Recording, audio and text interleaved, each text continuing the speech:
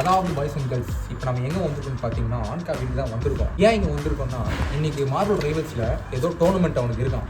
அதுக்கு அவன் எப்படி ரெடி ஆகிறோம் அப்படின்றத நம்ம பார்க்க போகிறோம். அண்ட் மோர் ஓவர் நம்ம அவரை நேரில் பார்த்து மோர் தென் 1 year ஆயிடுச்சு. ஆரம்பிக்கலாமா? அதாவது என் கெஸ் படி அவர் நம்மளை பார்த்து ஒரு குஷியில் கேமரா மறந்துட்டு கட்டி பிடிச்சி ரொம்ப இது பண்ணுவார். ஏதாவது முத்த சவுண்ட் கேட்டுச்சுன்னா எல்லாம் கண்ண முடியும்.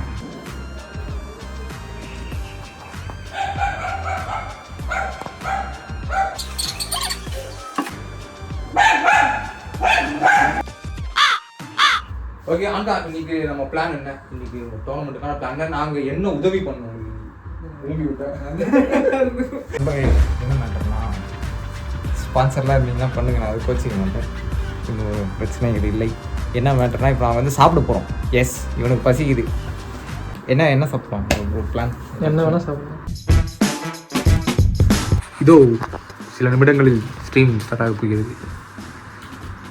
இப்படி தான் ஆன்கா தன் விரல்களால், அதாவது எக்ஸ்க்ளூசிவாக அவனுங்க காட்டுறேன். லைவு ஸ்டார்ட் ஆகியும் இந்த ஸ்க்ரீன் வரும்போது இவர் சும்மா இன்ஸ்டாகிராம் ஸ்க்ரோல் பண்ணிருப்பாரு. ஓகே ஓகே, போல் போடு. நீங்கள் வில் ஐ வின் இந்த காம்படேட்டிவ் அது பார்ப்பேன் நான். No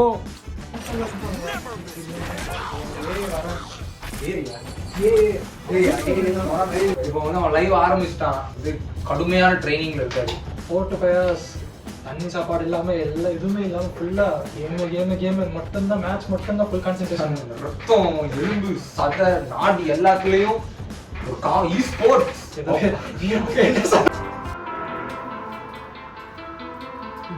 rank புஷில் வெறியாக ஆன்கா.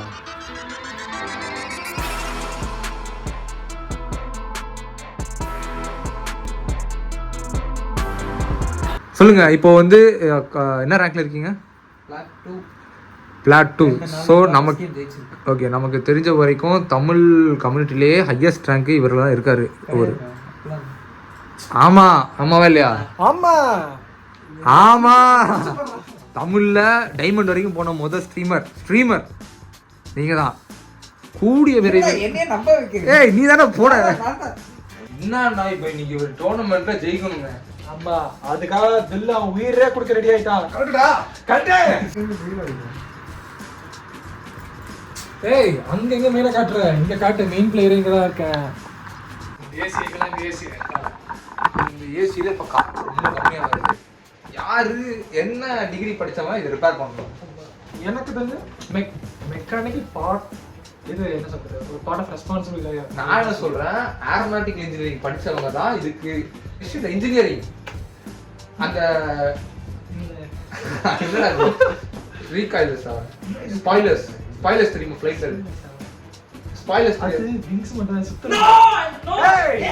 ஏய்